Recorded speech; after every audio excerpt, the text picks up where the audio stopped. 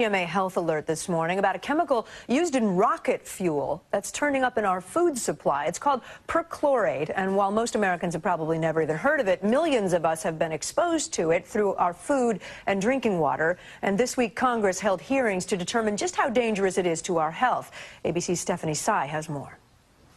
And liftoff of the Space Shuttle Discovery. It can be found in rocket fuel and fireworks. But now the chemical perchlorate is turning up in the nation's food supply, in our drinking water, in vegetables like lettuce and spinach, even in milk. A study from the Centers for Disease Control last year tested almost 3,000 people who are representative of the U.S. population. They found perchlorate in every single person. So how did something used to launch intercontinental missiles in the space shuttle find its way into our homes? At a hearing of the House Committee on Energy and Commerce this week, a government report was made public for the first time, revealing that at sites in over 25 states, perchlorate had leaked into the drinking water and soil. About 65% of that contamination was attributed to the Department of Defense and to NASA. The Pentagon says it has invested over $114 million in research related to perchlorate toxicity, and that they are developing substitute chemicals. So just how dangerous is perchlorate? Doctors agree that large amounts can lead to thyroid problems in adults and abnormal brain development in children.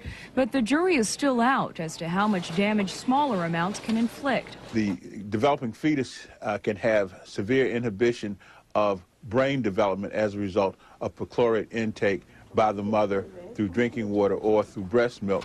Democrats on Capitol Hill are working on a bill that would require the EPA for the first time to set strict guidelines limiting the amount of perchlorate in our drinking water. For now, more research is being done to determine if the amounts present today can cause any serious damage to your health. Stephanie Tsai, ABC News, Washington. And we're joined now from Washington by Dr. Anila Jacob, senior scientist at the Environmental Working Group. On Wednesday, she testified before the House Energy Commerce Committee in favor of stricter regulations on perchlorate. Good morning to you, Doctor. Good morning. So perchlorate, not exactly a household word, but apparently it is a household substance now. How worried should we be? I think there's cause for concern. In the piece you had mentioned, the CDC study where they found it in the nationally representative population of 3,000 people. And so we know that widespread exposure. There was another study from the Centers for Disease Control that was also very important. It was done within the last year where they looked at levels of perchlorate in people and their levels of thyroid hormone. What they found was that in a certain population of women with lower iodine levels, that's about 1/3 of American women, the higher the levels of perchlorate in their blood, the more significant the effects on their thyroid gland. So it's that specific group of women that I would think is at most risk, and infants as well. The EPA is not really regulating this chemical, right? And you're saying that they should be? That's correct. The hearing on Wednesday was about trying to set a health standard for drinking water to protect the millions that are being exposed to this chemical from their drinking water supplies. Is there anything we can do to avoid it? I mean, it sounds like it's sort of pervasive. Is there anything we can do to avoid certain products that we eat or water?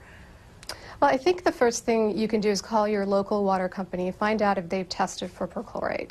If they have, and you have a member of a vulnerable population within your household, pregnant women, infants, and children, you can consider an alternate water source. This could be bottled water or installing a water filtration system.